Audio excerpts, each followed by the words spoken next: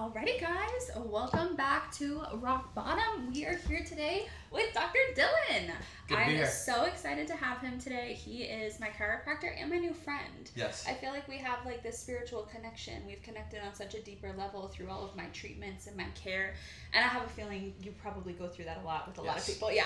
Yes. Something I also go through, and I just got back from South Carolina at the Skin Summit this weekend, and that was something I talked about too, because some of the audience members were asking, like, as a service provider, how do you balance the energy that sometimes is transferred willingly and unwillingly sometimes between provider and patient? So we'll kind of tap into that a little bit today, because I know that's something that's big for you. Big time. But let's catch up real quick. So you had your son's birthday this weekend. Yes. Bingo! Yeah, so my boy turned 1, yes. Today's Tuesday. My boy turned 1 on Sunday. I don't ever know. You know how it is. It's like, what day is it? It's Tuesday. Yesterday was Monday. The day before that was his birthday. It could be, I don't even know. Yeah, I'm just here. So he turned 1 on Sunday. We threw him a rave.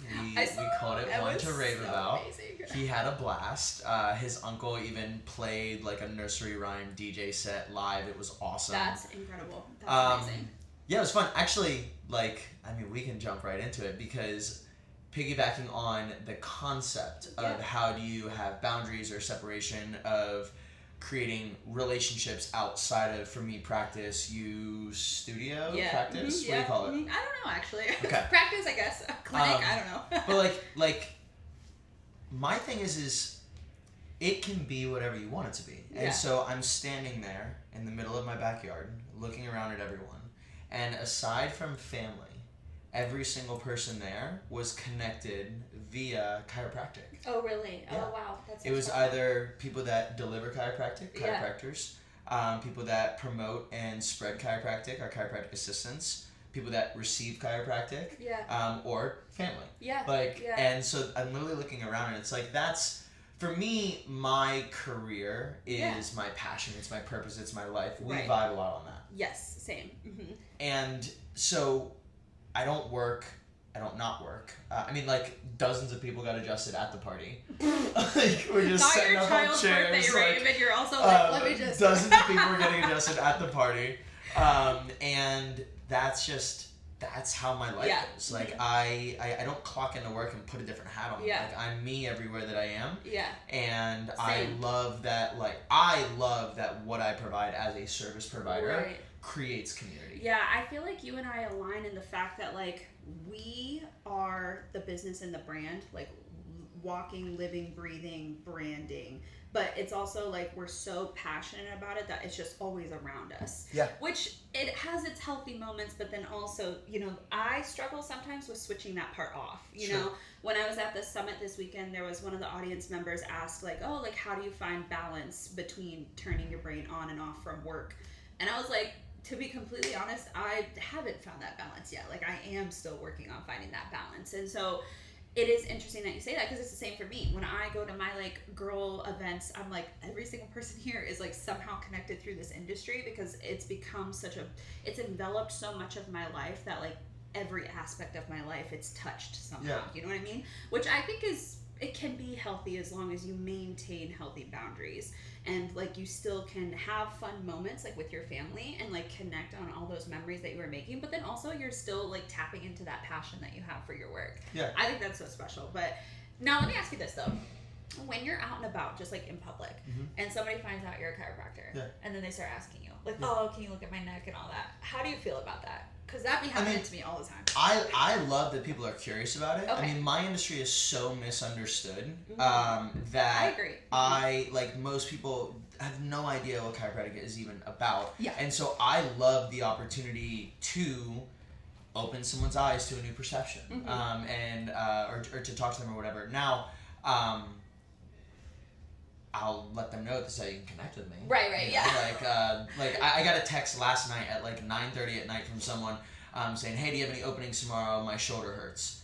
And my response is with love, here's the office's number. Right, yeah. I'm not quite on that level anymore. You could probably not get in with me tomorrow. No, yeah, literally, I know. This person's not an active client, and they've known about me for a long time. So it's now, on the contrary, I had an active client last weekend message me and say, hey, I don't know if you guys do anything on the weekends, but I think I have some tendonitis. I'm just in town Saturday and Sunday this week. I've been traveling a lot. And I'm like, yo, I'll meet you at the practice. I'm going to be downtown. I'm buying a bathing suit. I'll meet you at the practice. I'll get you right real quick. Yeah. Saw her the next day at the party, and she's like, I feel a million times better. So that's where, like, it's an energy exchange. Yeah. Right? If you are in with me, then you have access to me. Yeah. Mm-hmm. Right? If we've passed each other a couple times or we've never met before, then that's where I have a bit more boundaries. And it's like you have to earn that relationship. It's like dating. Yeah. Right? I totally agree. I literally have been at the club before, 2 a.m., and some girl somehow finds out, whether it's because she follows me or who I am in the bathroom, and she's like, can you look at this mole? And I'm like, bitch, I can't even see straight right now. Here's the card. So there is a boundary, like you said, you know, and like you said, I've also had friends and family that are like texting me things on the side, like, and it may be like I'm off or I'm out of town, but they're really concerned about something. I will tap into that energy for them, you know what I mean? And I know also that like friends and family wouldn't go so far as to take advantage of that. Like if they're reaching out and they know that I'm off or whatever, it's a concern they have. You know what I mean? Like if they're not gonna be able to sleep at night until I give them some sort of relief to their answer. So I understand that. There's a definite boundary there. Well, and you and I, look at us. Yeah. Like, we're not walking around trying to hide. Yeah, no. You know? You've got an eye on your throat, I've got a leaf on my throat. Yeah. Like, we're walking around, people recognize us. I think as we were walking in here, I caught some people in the corner that, like, I saw them look over and kind of, like, point and stuff like that. And I'm like, the tattooed chiropractor. You know? So it comes with the territory. We're asking for it. 100%. I literally... Sometimes, I remember, and you talked about this too, like family kind of gawking at us that we thought we could be business owners or that you could be a doctor or that I could be a successful personality esthetician because my tattoos were always to them some sort of obstacle that I would have to overcome. Sure. And to me, it was like a superpower because it garnered this like identity that helped like build my brand even bigger because it made me this personality. People were like, oh, like a girl like her could be successful. And then suddenly, you know, they're following along and before you know it, they're booking with me. And it's like, it's so crazy how like the aesthetic somehow, you know, they were fearful for us. Everyone wants to be themselves. And when you see someone else that is fully being themselves, like, let me be me, 10x, 20x, 100x, like all the way me, anywhere that I am, take it or leave it. Mm-hmm. I've had several conversations with friends, parents, like older friends, not very often with people in our generation, but like older friends or friends of family, my dad, like it's all from a place of concern and love and like wanting the best for me, but it's like, I remember one specifically, he said, now you do recognize that the choices that you make with the tattoos and where you're putting them, like that will close certain doors. And I looked at him and I said, I don't want those doors open. Yeah, that's exactly. And he's like, well, you don't even know what those doors are. And I said, if someone looks at me and says, has cast whatever judgment and says, you don't have a seat at this table. Right. I don't want to be at the table. Brother, you fucked up there. Like, you have no idea who you keep at the table. I say that all the time. And I remember, so I was in pre-med before I was in aesthetics, and I remember a similar conversation with a doctor that I was working under, and he was like, you know, your tattoos are really going to deter people, blah, blah, blah. I said, let me just get this straight. If someone's dying on the side of the road, are my tattoos suddenly going to be a problem, or are they just going to want me to help them? Mm-hmm. And he was like, well, I mean, yeah, in that moment. I was like, then that's all that matters. Like, the fact that you are so focused on how I look versus, like, what I know and what I'm capable of is insane. But I will say we're finally coming into a generation, though, where, like, there is more of an acceptance, you know what I mean? And it's like, because I have worked alongside doctors later in my field that were heavily tattooed. I remember working with this resident that had these crazy gauges and full neck blasted, and he was literally graduating as like a top liver surgeon in the country. It was crazy. So I mean, like, I don't know when we get to a point where this becomes generalized accepted, but we're getting there. Eventually it will happen. You know what I mean? So I'm excited that I've found other professionals that I can connect with on that, because that is still rare. It's still holding people back. Well, there's like a switch that starts to happen. So now what I notice is when a boomer comes into my practice and they've been referred to me and they see the practice booming and it's so outside of their comfort zone, but they need help.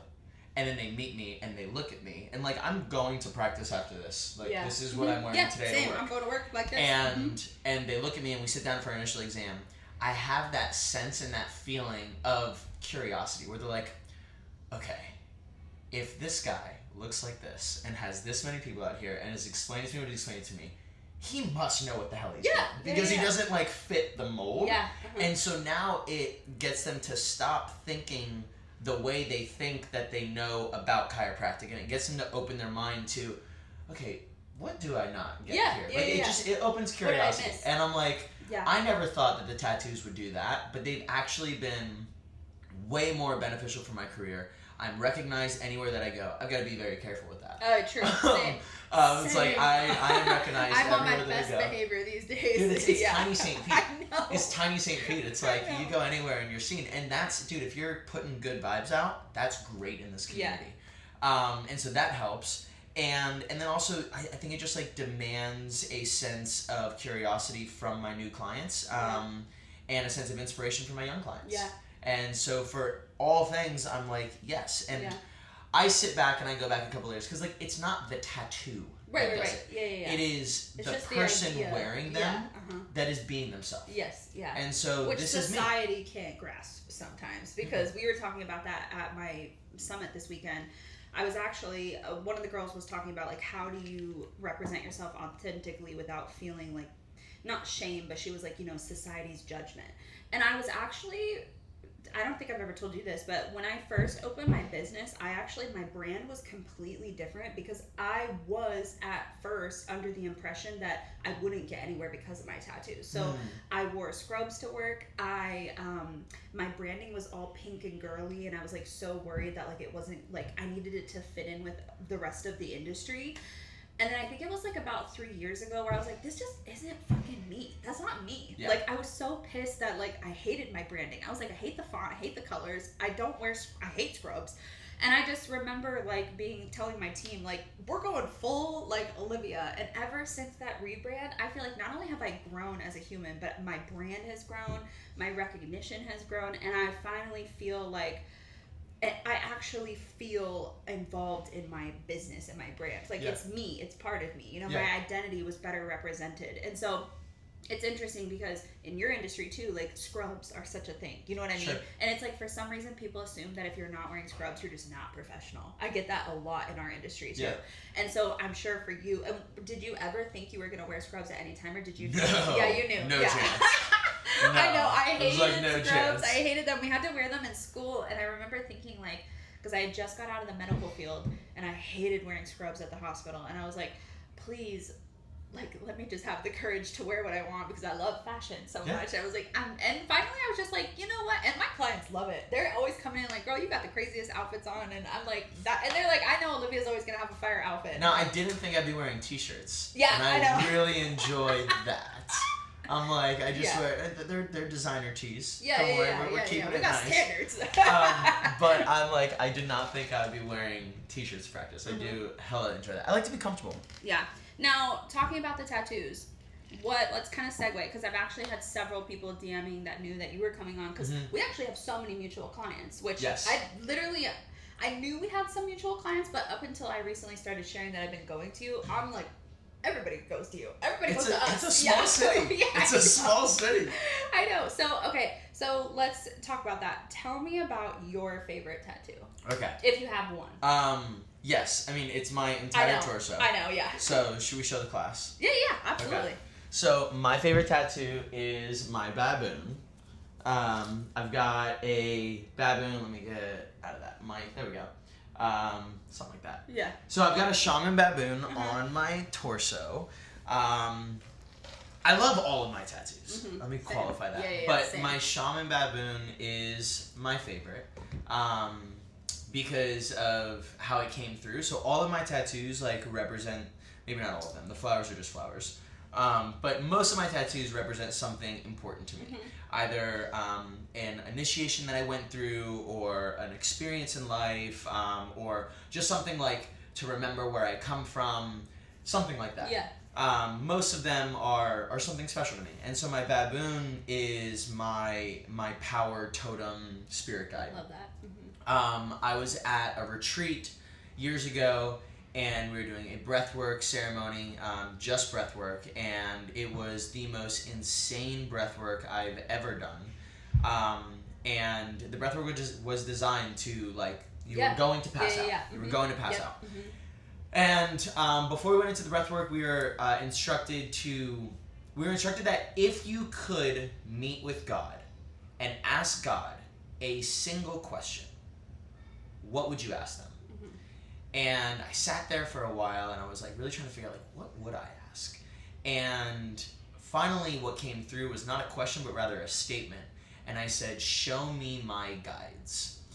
And as I blacked out, I had the most, like, I can see it right now. I had the most vivid memory that wasn't a memory from this life of being fully mauled by a baboon. Wow. And I'm sitting there and I'm convulsing, and it was just beating on my chest and, like, ripping my body apart, and I'm just, like, dying in the middle of the jungle. And it was this vivid memory, and I remember just, like, looking up and, like, going out, and I remember dying. And I remember it being, like, a really peaceful death. It was like there was so much adrenaline or whatever running through my body. I guess DMT, because that's what runs through your body when you die. Right. There was so much of that going on that I swear to God, it felt like a memory that I just hadn't experienced in this life.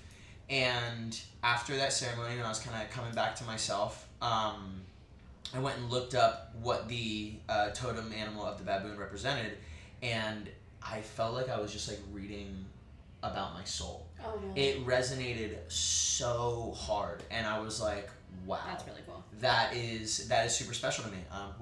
That's super special to me. So I knew that I was going to get it tattooed on me somewhere, and I found an artist actually here in Tampa, Travis Bruce Tattoos. Shout out to Travis. He's done a lot of work with me.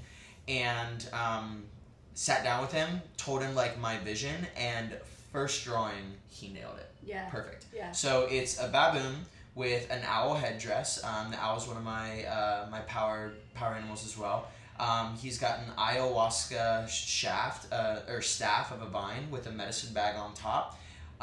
It's got mushrooms down around the bottom, sort of framing it in, and then the leaves are actually sassafras leaves, which is the plant that creates MDA, which is what's derived into MDMA. Yeah. So it's my psychedelic tattoo. I love that. I freaking love it. And my favorite tattoo is actually pretty similar. It's like a similar concept, so it's interesting that both of us have had this kind of, like, run-in with almost, like, what we believe to be, like, our guide. Because so my favorite tattoo is actually this toad that's riding this pink spirit jaguar, and it's in a spirit realm here. And actually Zach designed this whole piece for me. I have had the weirdest run-in with toads my whole life. Like, anytime something good is about to happen, in some weird way, a toad is involved. I literally don't know how to describe it. Like, it's crazy. Wow. My first date with Zach, I was driving and I was on the phone with my mom. A literal toad jumped onto my windshield, like, while I'm driving. I literally almost raved off, like, went off the road. I pull over to my mom. I'm like, there's a fucking toad on my windshield. And I remember her, like, going to Google it. She was like, that's so crazy. It says, like, something good is about to happen. And then literally I had my first date with Zach that night, which was, like, obviously the beginning of something incredible for me. And I've had so many other instances where, like, toads were just involved, whether it was, like, a symbol, like, for instance, in Vegas when I won the jackpot, the machine itself was a massive golden toad with, like, coins, like the money toad, like this one, sitting in it. Yeah. So I've always, like, people are always like, a toad is so ugly. I'm like, I fucking love them. They're so cute. They're all over my house everywhere. I have toad statues in my house everywhere. And then I have a ton of toads that live in my yard and everything. But that's exactly like the same thing. And then the jaguar was, when I saw a shaman in New Orleans one time, she told me that one of my past lives, she couldn't tell me a whole lot. She was like, you need to do like a whole regression thing. She was like, but there is, a pink jaguar that is like seen around me in some way. And so I was like, toad riding a jaguar, that's incredible. Cool. That's incredible. So I love how our tattoos both speak to like our spirituality and like what, you know, we feel like could have been a part of us or is guiding us in some way. Yeah. And I'm one of those people, I will say, some of my tattoos, absolutely random. I don't know if you've ever had a tattoo that you regret. I don't have any regrets. I remember my parents telling me I would regret certain things, but I've learned that even the ones that I don't love, particularly how they turned out, they still hold some sort of fun memory or some sort of connection to them. Like some of them in Texas, God, there was like one tattoo artist that everybody went to in Texas, big burly guy, straight crack pipe out of his mouth while he was tattooing. Oh my God! I remember just being like, this is how it is. This is how you get tattooed. I was like, and so some of the ones he did, I look at now. It's like a high-end boutique, yes, private studio. We got snacks in the fridge. I literally, when I moved to St. Pete, I was like flabbergasted. First of all, I was so excited because I was finally not gawked at when I walked into a grocery store, because where I lived in Texas, when I was tattooed in Texas, people were just like, I was the devil. And so moving here, I was suddenly naked compared to the people that have tattoos here. You know what I mean? I felt like I found my tribe, you know? But it was so crazy because I was like, wait, tattooing here is so different. It's actually respected. It's a profession. And it wasn't until my parents saw how Zach goes about tattooing that they also realized that this was like a real skill, a real art, a real passion. And it's so cool because my parents were heavily against tattoos for the longest time, and now both of them are tattooed by Zach, and my dad is like working on his whole sleeve and everything. So I'm like, I love that. I love that there's like the acceptance, you know? Yeah. But oh my gosh, yeah, I don't have any that I would say I regret per se, because they all are connected to a fun memory in some way, but some of them I'm like, I wish I had waited till I got to St. Pete, but Zach has fixed a lot of them. There you go. There you go. Okay, so in regards to the tattoos, so obviously they don't define who you are as a person, so I love that. Now let's kind of revert back to like the boundaries thing. What is something that you're doing for yourself right now that you weren't doing when you first started your business? Doing for myself right now that I wasn't first doing when I started my business. Facials? I do a lot more self-care. Yes. I do a lot more self-care. Yeah. Facials, massages. I get a haircut once a week. More self-care. Yeah. So when I first got here, I'd say for the first year or two, I was everywhere all the time. Yeah. I wasn't home. All of my energy, 100% of my energy went into building the business, building the brand. Yeah. And now I have a bit more balance. Yeah. Now I will say no a bit more often. I'll do less screenings. I'll do less events. You're like protecting your I'll have the peace team more. go do things without me there. Yeah. I'd say that's probably the biggest change. Yeah. Now tell us a little bit, because you're getting ready to open your new space. What are you doing to prepare yourself for that? Because that's a massive undertaking. I remember when I opened my space, it's so much that goes into it, energy-wise, and also physically. You have to be in two places almost because you're opening a new space. Yeah. What are you doing to kind of help overcome some of those stressors? I'd say life has already just prepared me for it. This last year has been the hardest year of my life by far. And coming to the end of that, it makes this next chapter feel really easy. So give you a little background for the people listening. Hurricane Milton flooded our house, and so since October 9th, we've been out of the house. My wife and I, that was with a 2.5 month old. I not remember. 3 months old yet. It was crazy. Or I guess almost 3 months, because October 13th he would have been 3 months. So he's about 3 months old. House gets flooded, and it's all good. There's actually there's a reel on my Instagram that I think aged so well, because it's the day Hurricane Milton was hitting, and I'm out there walking around in my back patio, and I'm like, everyone needs to stop worrying. Worry's not gonna do jack shit. And I literally I said, my house can flood in a couple hours, but me worrying right now doesn't help that, and it only makes it worse. Yeah. Couple hours later. Yeah, the foreshadowing. Couple hours later, the house is flooding. Yep. But what did we do while it was flooding? We literally turned bass music on, and we were shining a light in the water, and it was reflecting off the walls, and we made a light show in the house. Yeah, you gotta and then when it was done, we opened the doors and we Yeah. pushed the water out. Yeah. We thought we were going to be out of our house for a couple of days. We thought we were just going to need to air dry it, move back in. I've learned a lot. Learned a lot about mold. Oh, and so pretty much anyone that cared about me was like, do not do that. Do this the right way. You have a 3-month-old. Do the flood cut, move out of your house, put it back together. What people didn't realize was the week before Milton and the week after Helene, I went and looked at this building for the first time. Oh, okay. So we had just started the process. Oh, okay. And we were going to do an SBA loan. We were going to do all this stuff to buy this building. Right. I thought we were going to lease. We decided we were going to buy. And so there's like just a lot of money moving around, and if anyone's bought a house or a building, you can't spend big sums of money. The bank is watching everything that your bank account is doing. And so we had to delay several months before we could even work on the house. And so we were like, okay, this is not going to be a couple days or a couple weeks. This is going to be months. And we were like, maybe it'll be 3 months.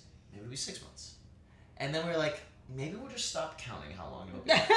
We've lived putting a number on it, We've lived in 4 different places. Right now we're living in Coquina Key in a tiny little apartment. I now have a 1-year-old. I have a Great Dane. I have my wife. We're in 900 square feet. In that process, we also transitioned the brand of our business. I was a co-owner in founding and kind of launching a chiropractic franchise. As time was going on, I was just not in alignment with where that franchise was going. I wasn't in alignment with big business, and I was like, you know what? The only thing that I don't like in my life right now is the energy I need to put into building this bigger thing. I'm not even excited about it, and I'm like, I gotta get out. And so I exited that, rebranded my business, brought on some more new people. Was that all last year, the rebrand? Like the beginning of this year. Beginning of this year. Okay, so pretty new. Okay. Yes. That's what I thought. Okay. January 25 is when that started. So October, hurricane. October through January, very ugly exit. It did not go smooth. Lost a lot of friends, because these were friends that I started this business with. We don't talk anymore. Exited the business in January, and now we're in full rebrand. There's been some other stuff that's happened since then in the exit that I can't really talk about yet. But that's been super stressful. That led to losing one of my docs here out of just like fear of what's going to happen. So that was really stressful. With that doctor went my office manager. So like this year has just been the gauntlet. But it's been initiation. I know, and it's weird though, because I don't know if it's something in the universe, and maybe it was because, I don't know, a couple of months ago, did you see that there was like that rare, like the planets were aligned or something? It was like real weird. And they were like, this only happens once every like 5,000 years or something crazy like that. And I was like, that explains why this year has been fucking awful. Like, not just for you. So many people I've talked to this year, like 2025 has been the year of tribulation. Like, people have been put through it. Myself included, the things you're going through, some of my other business owner friends, I'm just like, what in the universe is... But I think it's also strengthening us and preparing us for better that's to come over the horizon. So, like, and that's kind of like circling back to what you asked, like, how am I preparing myself? Life is preparing me. Like, I am so thankful for this year. I have gratitude for the challenge in the moment. Like, I am genuinely all good. It's the year of the snake as well. So Chinese New Year, it's the year of the snake. And so this is the year of shedding, of tapping into your magic, of rebranding, rebuilding. And as I'm looking back, because I feel like we're on the tail end of this, I'm like about to get back into my house. The build out for the building is almost done. Things are going very well with the stuff that I can't talk about. Everything is like coming to an end. And as I'm looking back, I'm like, you know what? That year was expanding my capacity, expanding my nervous system, and just expanding my ability to handle big shit. Because where I'm going and what I want to be doing is so big that, like, the Dyllon from last year was not the Dyllon that is supposed to be, like, driving this ship. And the only way that I could get to where I'm at now is by going through it. Like, if you pray to be strong, if you pray to be courageous, like, you have to go through shit to earn courage and to earn strength. And so I very much so welcome it. I am good with it. I'm like really happy with it. It's funny because and I'm ready. I listen to you, and this is what's cracking me up. So you have like this like complete positive like outlook on it, and then you have me who's like, I get like one tough thing that happens, and I'm like, bring on the mushroom cloud. I'm done. I'm tired. Dude, you tell me that. I'm like, Liv, you're doing good, bro. I know. My parents say the same thing. My poor dad, he was like talking to me the other day when I was having one of my infamous meltdowns, and he was just like, child, look at all this greatness that you have and that you've accomplished. And I'm like, I know, I'm just fucking tired. And it's like, that is something in me that I'm working on. That's like my quote unquote toxic trait, is I am sometimes such a pessimist, and it's like, Liv, quit just focusing on all the shitty stuff that's happening and look at all the great You're stuff getting that's there. I know. You've changed so much since I met you. I love seeing it. Way more optimistic. It's good to see. Yeah. The thing is this, it's like, if life was like this, oh my god, yeah. I would be bored Yes. to fucking tears. Get Very me true. out of here. Very true. Like, I want the highs, I want the Yeah. lows, like, and what I've learned about life is, so everything happens in patterns. Everything in nature, like, it expands and it contracts. And the more that I observe my life, the more that I see that the next high is a bigger high. Yeah. And the next low is a deeper low. Right. And all of it, there's a difference between happiness and joy. Joy is like to be in joy of experience. Mm-hmm. And so when I'm like crying in therapy and having a hard time at it, the me inside of me that's observing the experience is like, man, how rich. Mm-hmm. How rich of a human experience am I having? True. Like, what a pleasure. Emotion. What a pleasure. It's like, what a pleasure to get to experience real heartache. Like, what a pleasure that my son, who will be a son of a successful doctor and likely not go without. Yeah. Like, to also know that within his genetic makeup, within his experience makeup, he lived in 4 places his first year. Yeah. He was homeless for a little while. Yeah. Like, good. Yeah. Good.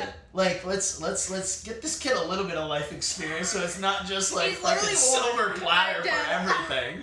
Like, good. Have some trials, Get big it. guy. Yeah, Get I love it. that. I love that. No, it's true. It's one of those things where, like, your experience as a human is solely up to your perspective. You know what I mean? 1000%. And I think sometimes I do forget that. And that's something, I mean, hey, I'm also just a girl. I'm dramatic. I'm one of those, like, my shoes don't match my outfit, I'll cry. Like, it's just one of those things where, like, I'm still navigating the heaviness of those emotions sometimes. And, like, also being an empath, like, I absorb so much emotion through the world, and that is sometimes I think what takes the biggest toll on me. But also I love the perspective of, like, what an honor to feel emotion. Yeah. Whether it's sadness, anger, pain, suffering, whatever it may be, it is just an honor that you even get to enjoy that, you know, for the little time that we have here. And that's kind of what I'm trying to learn, to lean into that perspective. Like, Well, did you know that neurologically, pain and pleasure are on the exact same pathway? Mm-hmm. Yes. And so your capacity to experience pain is parallel to your capacity to experience pleasure. Right. Mm-hmm. And this is why, like, BDSM is a thing. Mm-hmm. Like, Yeah. it's a very real thing because of that Yeah. physically. But I'd say even emotionally, even Yeah. spiritually, even energetically. Right. Like, your ability, the hard times make you grateful for the good times. Yes. Yeah, Like, absolutely. being at my house for the first time since the storm and hosting people on Sunday, I stepped back and I was like, Yeah. man, we're back. Yes. Yeah. We're back. Like, Yeah, it felt yeah. so good. I know. I have those same moments where, like, this weekend when I'm sitting at the summit and I'm sitting on this panel and these people are excited to see me and come up to me and tell me what an inspiration I am to them in their careers. And I was like, gosh, this is the highest high that you could have. And it's like such a special high because the lows are low, but the highs are also so high. So it also makes you relatable, you know? Yeah, like, I know that a lot of people will... I've had people tell me this, you know, like, oh, well, Dylan, you're just this, you're just that. And, like, that word just is this, like, disassociation term of, like, we're not the same, you're just whatever. And it's like, by going through really hard stuff, it makes you so much more relatable to more people. Yeah. And I don't want to be unrelatable. Oh, I don't want to be disconnected 100%. from community and from humanity. I want to like connect with you and be like, yo, me too. I've also had a hard go at it this year, and you can still smile. 100%. I was so vulnerable this weekend at the show. I was actually sharing some, like, really vulnerable moments in my career, and, like, the audience was so receptive to that, and they were like, oh my god. Like, I was sharing one experience about, like, years ago when my accountant called me to congratulate me. She was like, congrats, you're officially a 6-figure earning provider or whatever. And I, like, look at my bank account, and I dead ass was like negative $39, and I was like, I was like, 6 figures where? And it was like such a humbling moment because I had learned a lesson that year that like just because you make 6 figures doesn't mean you have 6 figures. And I had to like learn all these financial lessons, and it was just so funny because I shared that and everyone in the audience was just like, oh my god, like thank you, because sometimes we only share like the wealth that we're, you know, making and providing and For like sure. gaining, and sometimes we forget to share that like, hey, I have also been in the negatives plenty of times. I've also been to the point where I'm like, you know, confused or messed up or all of these things. And so being vulnerable and relatable, I think, is so much more valuable than trying to seem like you're living this unrealistic expectation of your career. It's just not real. No, yeah, it's and not I think people know it's not real. It's like it's a facade. Right, no one wants a right. facade. And I don't want to live in a facade. Mm-mm. This world is crazy enough for me. I don't need any delusions. Well, thank you for coming on today. Believe it or not, our time is coming to an end. Oh, Wasn't cool. that fast? I That know, was really it was fast. so fast. I always tell everyone that comes on as a guest, I'm like, the minute you sit down and we start talking, it's going to be over like that, and you're going to be like, wait, what? So, thank you for coming on. Thank you for having me. Okay, really quick though, tell us when you're opening your new space, what we can expect from your new space. Because I know you're adding a couple things. Yes. Yeah. Okay. So, and that's where the whole like capacity upgrade was necessary for where we're going. Mm-hmm. Okay. So the new space, if you're in St. Pete, is on 5th Ave North and 32nd.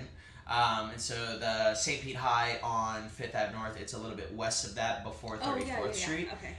It's that old blue church with the chain link fence around it. It's a diamond in the rough. We're doing a full build out on it right now. But what I'm most excited about is we bought the building so I can do whatever the fuck I want. We're going to mural the whole thing. We've got a giant parking lot, 32 spaces. Nice, yeah. And so we will always be doing top tier, highest level nervous system focused chiropractic that exists in St. Pete. We will always be doing breath work. I do breath work once a month. But what we're going to be adding is movement classes. We're going to be adding dance. And we're going to be adding a coffee bar. Yeah. We want the practice to be open on the weekends, probably not for chiropractic, but to host like different yoga teachers and breathwork instructors and have another spot where you can get a really good cup of coffee in town. Yeah. We're going to be moving more and more towards community vibes. Yeah, love that. And with that, the biggest project that we're going to be stepping into is quarterly wellness festivals. Ooh, cool. And so once a quarter, there's going to be a massive single-day wellness festival where there's going to be like TED Talk style lectures all day, movement, breath work, meditation, chiropractic, high vibrational food, and then we're going to end the day with live ecstatic dance. And ecstatic dance is essentially a sober rave. Where there's killer music going on, everyone's dancing, but it's in sobriety. Yeah. And so my goal with this new space is to build a community of vibrant people that are experiencing life in full color, life in that 3D. You said earlier in our chat that everything is your perspective, and so my job is to adjust the nervous system, which is what creates your perspective on everything. Clear the nervous system, adjust the mind, which is what filters everything you experience, and get people to realize that when you put your perspective in alignment with nature, in alignment with God, spirit, universal intelligence, whatever word you're comfortable with, that's when you heal, and when you heal, you embody a life of abundance. Yeah, agreed. And so this practice is going to be so much more than a practice. It's going to be a community hub, and it's going to be a place where people really come together and transform. I'm so excited. I can't wait to see, because I the little bit that we've known each other, I can already tell you have such big visions for this space, and I'm so excited to see how that is like brought to fruition, and I just can't wait to be a part of it. Plus, we need more like wellness stuff here in the city. Like we're starting to get more of it, but we need more of it, because as the city grows, so do all our pains and sufferings. So we need. It needs to be a vibe. Yeah, it needs to be a vibe. We need a vibe. Yeah. The next generation is like healing is a vibe. Yes, which I'm so grateful for. So as always, guys, thank you for joining in. This will be posted on Instagram later today, so I'll tag your page so your followers can see as well. And then as always, this will be uploaded to our YouTube channel later today as well. If you think of any other questions you have for Dr. Dyllon or even myself, definitely let me know. It was so great to have you on. Dude, good I will have to have you back on, because I feel like we have plenty to talk about. You know what I mean? Plenty more. I think one of these times, because someone mentioned this in the following, she was like, "Are you gonna get adjusted on camera?" I was like, "I'm dead." And so I think we need to do like an ASMR I'm session down. with all Okay, the crunchies okay. one of these times. Alrighty, guys. Till next time. Thank you, Take care. everybody. That was fun.